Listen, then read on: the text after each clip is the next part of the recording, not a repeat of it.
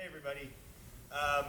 Welcome to the first installment of the Deeper Connection series, what we're calling the emergency broadcast.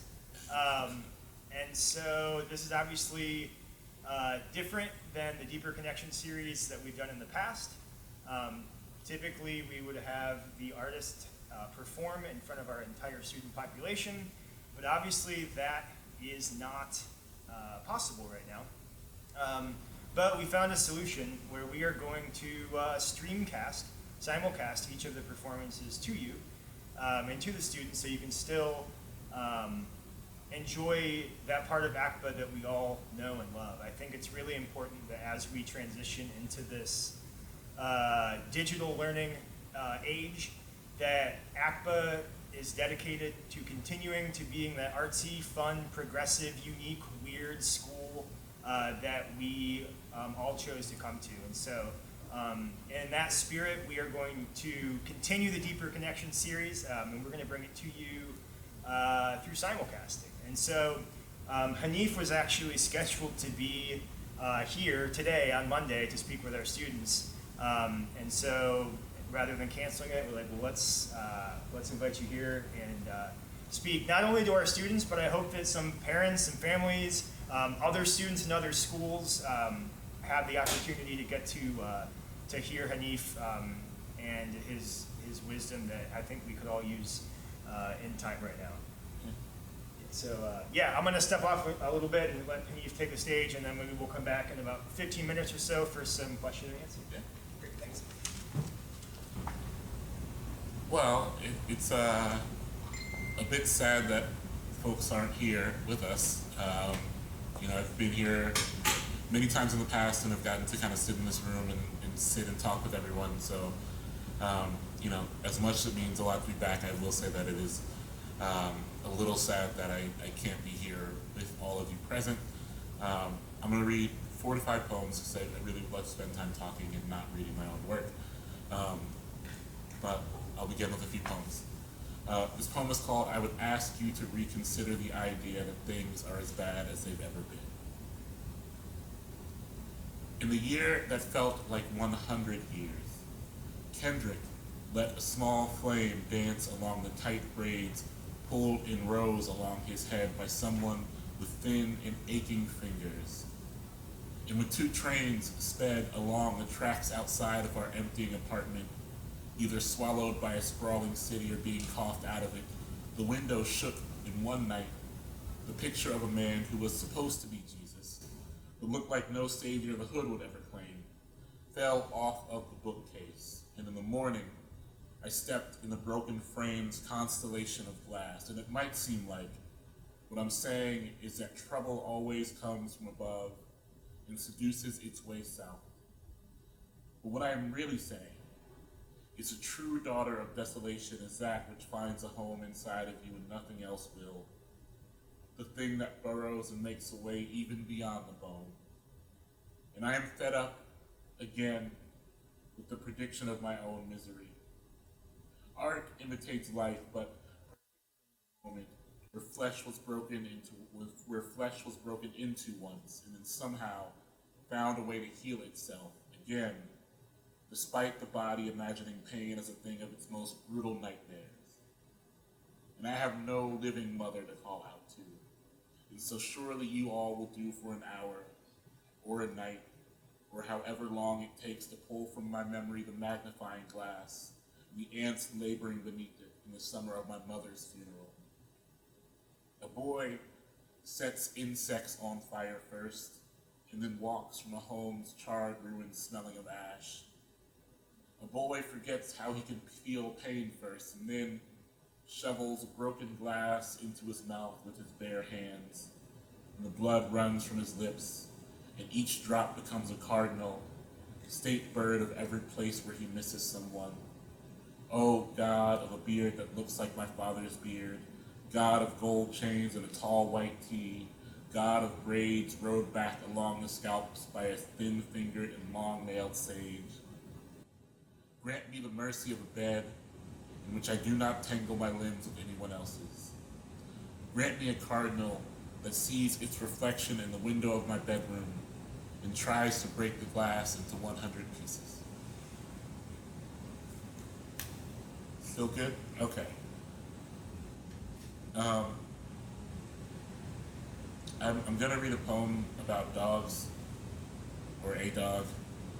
I have a dog, and my dog is currently the only reason I am getting out of the house in the morning, or during the day at all. So I'm very thankful towards her. For the dogs who barked at me on the sidewalks in Connecticut. Darlings, if your owners say you are not usually like this, then I must take them at their word. I am like you, not crazy about that which towers before me, particularly the buildings here and the people inside who look at my name and make noises that seem like growling. My small and eager darlings, what it must be like to have the sound for love and the sound for fear be a matter of pitch. I am afraid to touch anyone who might stay long enough to make leaving an echo. There's a difference between burying a thing you love for the sake of returning and leaving a fresh absence in the city's dirt, looking for a mercy left by someone who came before you. I'm saying that I too am at a loss for language, can't beg myself a doorway out of anyone. I am not usually like this either. I must apologize again for how adulthood has rendered me. Us, really. I know you all forget the touch of someone who loves you in 2 minutes, and I arrive to you a constellation of shadows, once hands. Listen, darlings. There's a sky to be pulled down into our bowls. There's a sweetness for us to push our faces into. I promise I will not beg for you to stay this time. I will leave you to your wild galloping. I am sorry to hold you again for so long. I am in the mood to be forgotten. It's weird being in a school where like a bell is ringing, signaling a shift of classes, but there's no one here. It feels as though I should be moving, but there's nowhere to move to.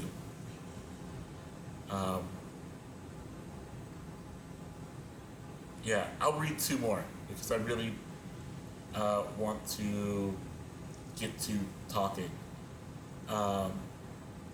And largely hoping that people are using their time in a way that fulfills them. So yeah, I'll read 2 more poems and then we'll talk for a bit.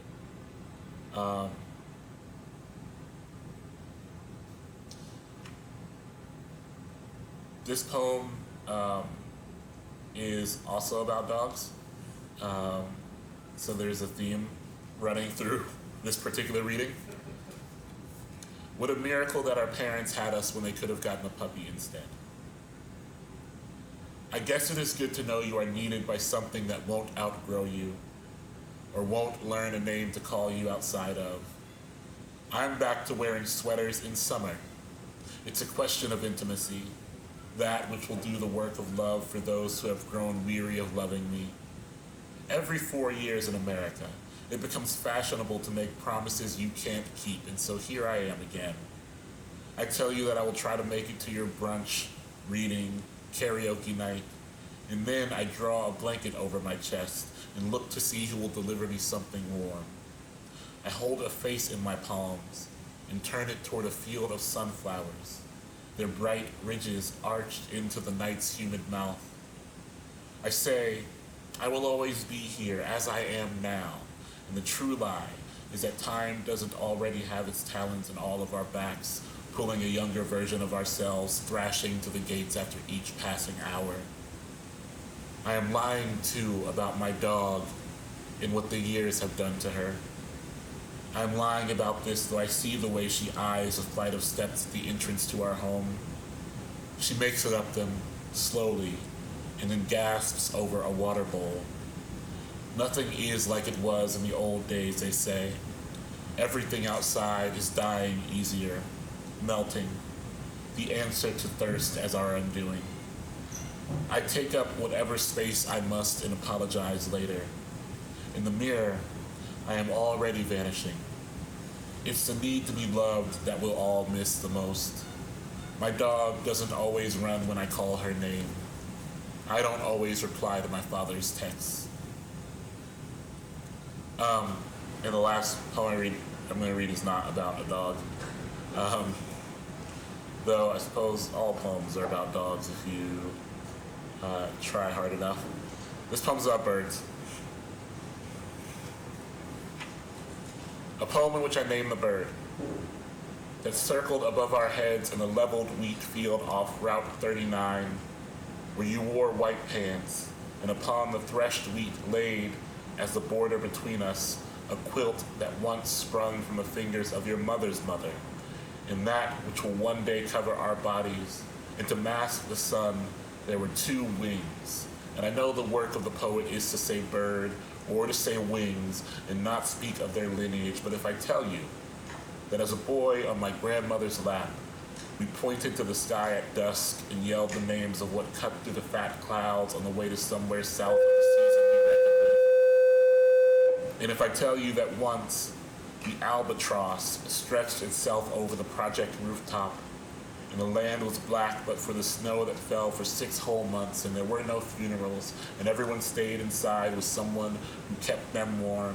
And if I tell you all of this, I am reaching across the aching landscape to pull close, then you must believe that in the wheat field, when we were together, I knew well what could eclipse the burning, or I knew well what would give the blessing of shade, a darkness over anything trying to take us from each other.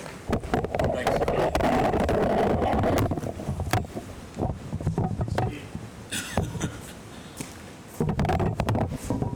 Why were you moving that? I was gonna get move it forward closer. Those are my complaints. Here we go. There we go. Let's see if I can And I'll lean in a little bit. that. We good? Now the mic is already shot, but That's fine. That's fine. People will be fine. Cool. Thanks again Yeah, for of reading. course. I tried not to have a conversation with you before we got on just because I was curious, but now we had technical difficulties and we were talking for like for like an hour. But yeah, I mean, even just generally, what do you have to say to our students and young people out there about what's going on? Yeah, I mean, I think the thing that I was thinking about the other day was that I could not imagine being a high schooler or a middle schooler at this time where it feels like the world is kind of upending in a way that's very specific, I think, to young folks who are often beholden to a routine outside of their control, or at least parts of a routine that are outside of their control. So even having school upended. And schools are a resource not just for actual learning, but for some folks for the way they get fed, or the way they get to interact with their peers, their friends, and the way they get to see themselves through the eyes of the people who care for them. And so I think when we start talking about isolation for young folks, we're talking about more perilous situations than like me being like, oh, I have to stay at home and figure out how to work from home or watch Netflix or whatever, right? I think in some ways we're talking about resources that are actually being denied for people, and not just actual tangible resources, but emotional resources. Yeah. And so I think my hope is that young folks are finding a way to fill their time, to fill those emotional resource buckets. But my hope is really for things like this, or like people who have the power to fulfill those like tangible resource buckets, to really step up and find a way to fulfill those for people. But I also think that we're in an era where so many young people are kind of ahead of the curve in setting the pace for the creative conversation that we're having in the country and in the world. And so I'm excited to see what comes out of that from this standpoint, but I've also been kind of reluctant to suggest that people should use this time to work and create. And instead, I think people have to spend this time figuring out how to best take care of themselves and the people around them. Because if we tie moments of anxiety and fear and uncertainty to creation, then I think we do kind of a disservice to people, right? And I say this as someone who creates during moments of anxiety all the time, but you know, our desire to create cannot supersede our desire to take care of ourselves. And so I really want people to consider that as well. And that might mean that some days you're sitting around and you have a creative spark and you want to create something, and other days the best you can do for yourself is making some food and sitting on the couch, and that also is an act of creation. Active creation is also whatever keeps you healthy and moving forward, and it has to be more than what we can produce for the world. How do you do you recognize spots where you even in the last week, Yeah.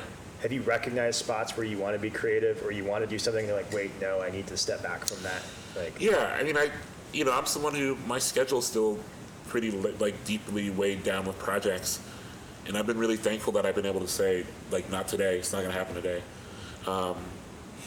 Because we're in daunting and uncertain times, and a look at the wrong news report or hearing the wrong projection can send someone really spiraling.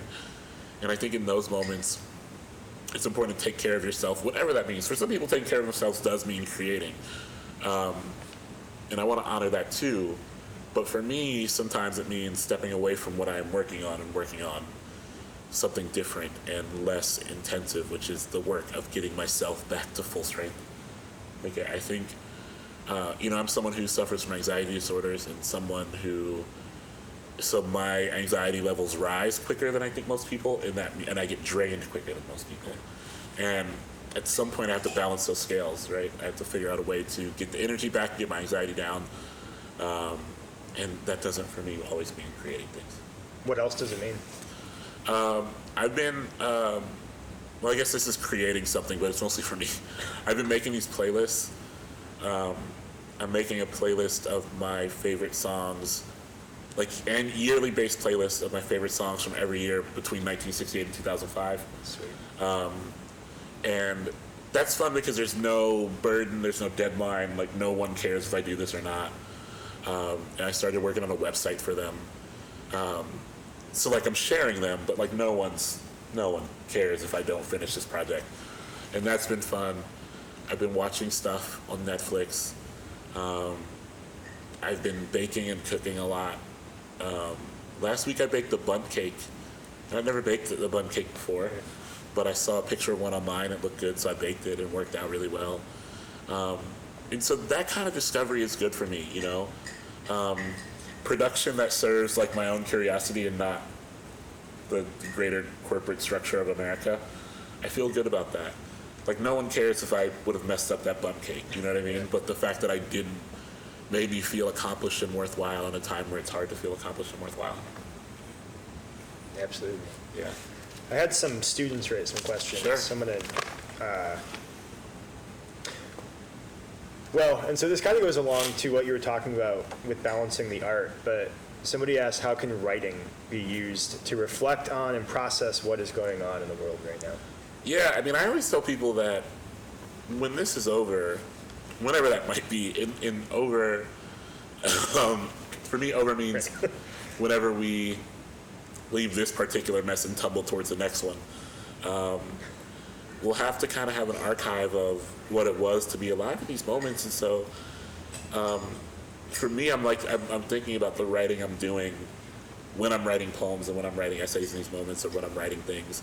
And I'm thinking about writing things for me, again, that no one else will see, because I kind of want an archive of the emotional landscape of the moment. Mm-hmm. Because I don't know if I'll have that any other way, I want to have an archive of what it is for me to have been alive in this moment. So I do encourage people to write, but again, I encourage people to write in a way that they're going to hold on to, be it journaling or be it kind of keeping a file of poems from the pandemic or whatever. Well, what's interesting, as you're talking, just yesterday I was thinking about and kind of kicking myself for not journaling over the last week, because even how fast things have. But I realized that I did write on sticky notes and just some other ideas, and even I kept those and have put them in a book because I recognized that and so so it's kind of cool that. Yeah, that's the idea. A living document of the times we're in is always useful, but I think as your world restricts itself, because for so many people, their world was this school and their neighborhood and their friends' homes, and now their world is their house. And so as your world restricts itself, I think that's when building a living document of your life is more useful because it requires your imagination to stretch beyond what it's used to doing. And so, you know, the four corners of my office at home are required to be something greater than they were 2 weeks ago. I'm required to look at the world differently because my world is reduced to a small series of rooms. Yep. Another question from some students. So how else do you, somebody asked, how are you spending your time right now and with social distancing? It's tough. Like I said, I've been baking and cooking. I've also been very invested in doing like phone calls and Google Hangouts. Something my friends and I don't keep in touch that way normally. But there's something about, even before we were social distancing, there was like a tentativeness around physical intimacy, a hug or a handshake. And that has, for me, like made me crave hearing the voices of my friends more and seeing their faces. So many of my friends are also just sprawled across the country. And to get to spend time with them, Saturday night I talked to my friends for 2 hours on Google Hangouts. It was really fulfilling. And there's something also intimate about letting your friends see like the inside of your home. It's like we're all looking at the inside of each other's homes while talking, and there's something intimate about that. And so I've been spending time thinking about better ways to communicate with the people I love if, being across distance is going to be difficult. Yeah, I actually think I've grown closer to a couple of my friends just because we've been doing the video hangouts, and this is I guess it's like recognizing needs that I had that I didn't realize I had, even the needs of, can you maybe speak on that about the realizations that you've had? Yeah. Well, yeah, I mean, I'm someone who, I don't live alone. My partner and I live together with our dog. But we're both very independent people. We both, as much as we need to be in each other's presence, we both live lives where our friends and family are kind of scattered throughout the country and the world. And so, for me, something I've been immensely eager for is just the sound of new voices, remembering the sounds of my friends' voices, and in a way that isn't just through text. I've been very eager to see my friends' faces so that I don't forget what my friends look like. I've been very invested in these. I think I started baking because I don't normally bake and I'm not particularly good at baking. But I would like to keep myself busy with something that I might fail at, I'm kind of craving the high stakes nature of taking on something that I'm not very good at. Especially because sometimes I live a life, before this I spent most of last year on book tours, and spent most of this year teaching and touring. And so much of my life outside of this realm, this social distancing quarantined realm, is being put in a position of expert, or people telling me that something I'm doing well, that I've done well. And I really crave uncertainty. I really crave now going into something not knowing how it will turn out and kind of attempting to revel in the uncertainty of knowing whether or not I'm capable of something. That makes me feel really refreshed. Yeah, I mean, that's really that's really important to think about. We have that time to try things. We have time to fail. Yeah. Yeah. So what other, we are definitely entering some very, very challenging weeks or months ahead.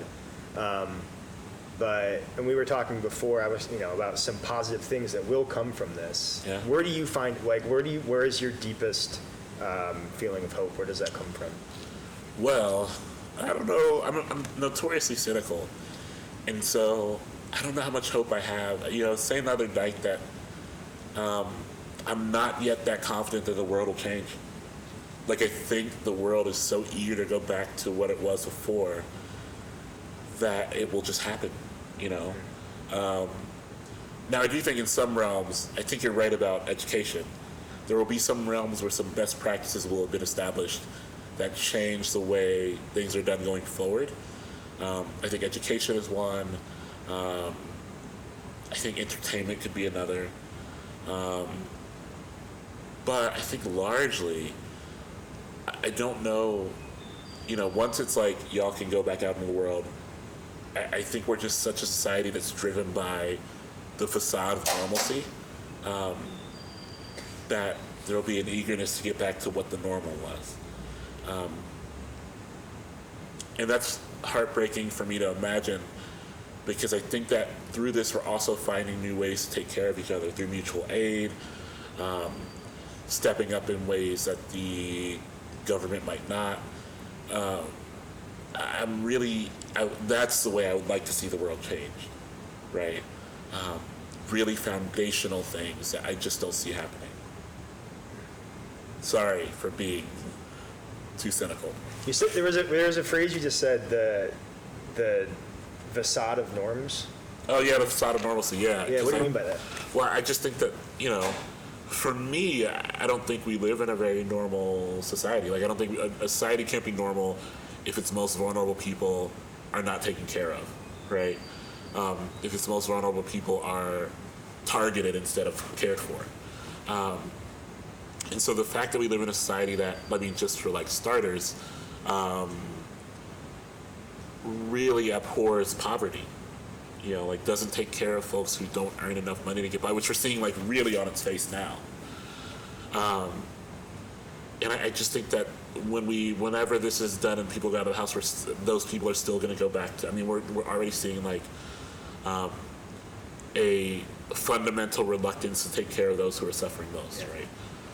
And so I just think that's going to be, sorry for going like too deep into No, that's cool. So I guess I'm thinking too, like, what can kids do, or what can people do to stop that from happening?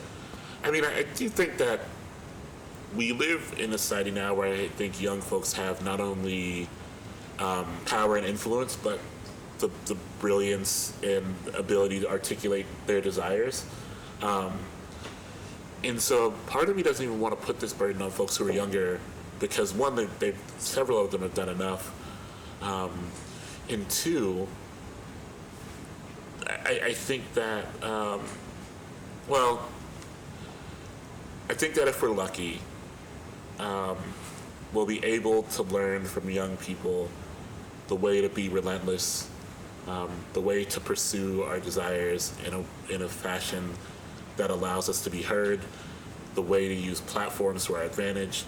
But in terms of like pure messaging, I think everyone who like believes in equity and equality has to get behind the ideas of modeling things in their personal communities that can be built upon and taken further in other communities. I love that Columbus has set up, like Central Ohio has set up mutual aid networks. Like, I love that so many folks in my circles are looking out for people and taking care of each other, no matter what that means. I love that like some local businesses are, being kept afloat by people. After this, I'm going to Resh's Bakery, which is my childhood bakery growing up, and I'm gonna buy even though I don't want donuts, I'm just gonna buy some donuts and like take them home and not eat all of them. But Resh's was so important to me as a kid that I want to spend money there. But even beyond money, I think what's worth considering about these mutual aid networks is that they're asking what people can give beyond financial means. And that too has to be considered. How do we live in a society that's beyond asking people what they can give up financially, and instead asking people what they can give to a movement out of their skills or services? Because in a just society, we wouldn't have to take care of each other and strangers financially in the manner that we have to. We do, and I know many of us do, and many of us are proud of that, or happy with that, or fine with that. But there has to be other ways to get needs met. And so I really encourage young folks particularly, who might not have the same access to finances that like their older peers have or whatever, to think about the way you can aid someone with a skill or a service or something that doesn't require a financial need. Because be it bringing someone their groceries or picking up a prescription, or even like I signed up to do this email pen pal thing with folks so they don't feel like isolated and lonely. Those kind of things. The kind of things we're asking each other, what can I sacrifice out of my day to make someone else's day better? Do you think that we're in the midst of a movement? You said the word movement when you were talking. Like, do you like, or is it a movement if we choose for it to be a movement? I think it's if people choose for it to be. And so much of my cynicism, to be fair, it's just rooted in sustainability. I don't believe people will sustain beyond, the urgency and frustrations being felt now. I'm thinking about what we'll see on the first of the month, for example, if there's not some kind of governmental stimulus package passed where people can comfortably pay their rent. Because we're already seeing an intensity rising in people. And we hit the first of the month when things are due, when money's due, then I think there will be some kind of movement in some capacity. But movements have to be sustainable, right? And movements have to be malleable. And movements in some ways have to be forgiving of the fact that we live in a flawed society with demands on people that are not always righteous. And so, yes, absolutely love the idea of a movement, but I think movements have to come with a side of understanding and grace, and most importantly, sustainability. And I am hopeful for sustainability, but not always confident. Yeah. We'll make it a quick question to make it a little bit later. So you mentioned the music, how this could change entertainment. Yeah. And it's funny because whenever you come to ACBA, the students always want to ask you about all of the musicians and your favorite music. But I think it's actually appropriate to ask that now. Is like, what do you think is going to happen with entertainment? Like, well, I think I'm interested in seeing if the idea of the music festival changes, because I think there will be a tentativeness along the music festival line now, because festivals are losing just a massive amount of money, and it begs the question: is the music festival format something that can sustain massive losses? And is the music festival something that can become more digital? Can the music festival be a digital experience? Can the music festival be a virtual experience? Is there a way to channel all of that money into an experience that doesn't require people to show up? Which essentially is asking the question I think music festivals should have been asking, which is, how do we make this more accessible? How do we make this a non-exclusive experience? But so much of the American music experience relies on exclusivity, right? And so the question is, are y'all willing to give this up? Are you willing to sacrifice these ideas around exclusivity for the greater good of inclusivity, and perhaps for saving yourself from from potential financial disaster? I don't know how you make Coachella virtual, but surely there's a way. And so I'm thinking about the music festival experience. For one, my heart really breaks for a lot of bands. I mean, I have friends who are in bands who are just taking a huge hit with touring. I have friends who have albums coming out. I have friends who have books coming out. I'm thinking about all these industries that are taking a huge hit, and how do you bring art into a world during these times? Because people will say the greatest lie of all, I think, is people are like, well, this time will breed great art, people will make great art, and we want great art. But I think people want familiar art. I'm not entirely sold on the idea that people want new and unfamiliar art. yeah. There were so many albums that came out last Friday, I didn't listen to any of them. I was like, I need something that I know. Because everything around me is so unfamiliar. I need the familiarity of, just give me the most familiar album. Give me Fleetwood Mac's Rumors, and so I'm not entirely sure that people always want new art as much as they want the familiar comforts of their understood art. And so I think about that with music. How do we make experiences that give people those familiar comforts, but also take care of the artists who are suffering through this? Yeah, I mean, it's interesting. I mean, I've even in my Facebook feed scrolled through and seen, I'm friends with a bunch of musicians too, and even just, as they're playing, and like, I feel almost guilty for not stopping and like watching every one, but like, there is that sense of familiarity. It is almost comforting just to see people that are playing and doing it, and like, but I've just been wondering, like, where is this going to go? And you talk about sustainability. Right. And I think, like, as I kind of see all of the movements that are happening, it's like, is this sustainable? Like, are the neighborhoods going to have, performances on their porches every Friday? Like, what, really, like, and I think for young people too, and for students, like, the idea of sustainability is really important. Because I think we were talking about how even we in the last week have gone through these waves of emotion. Absolutely. Like, even to speak about. Just, I mean, I some days are harder than others, I think. One thing for me, because my weeks are still kind of packed with things, staying focused and busy on something on the weekends has been really important. Like staying alert and excited about things on the weekends has been important. Connecting with people over the weekends and making sure we're all taking care of each other, and making sure everyone's doing okay. All those things feel important.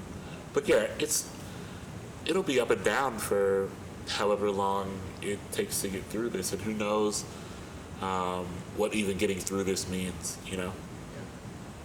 Yeah. Where we at with time? Probably wrap it up. Do you have anything else that you're dying? Yeah. Maybe just wrap it up. I just want to encourage young folks in particular to build those networks outside of school. Check in on your friends. Make sure they're doing okay. Check in on yourself. Take care of each other. When you can't take care of each other, take care of yourselves. Don't stay up late looking at the news. That's a big one. And,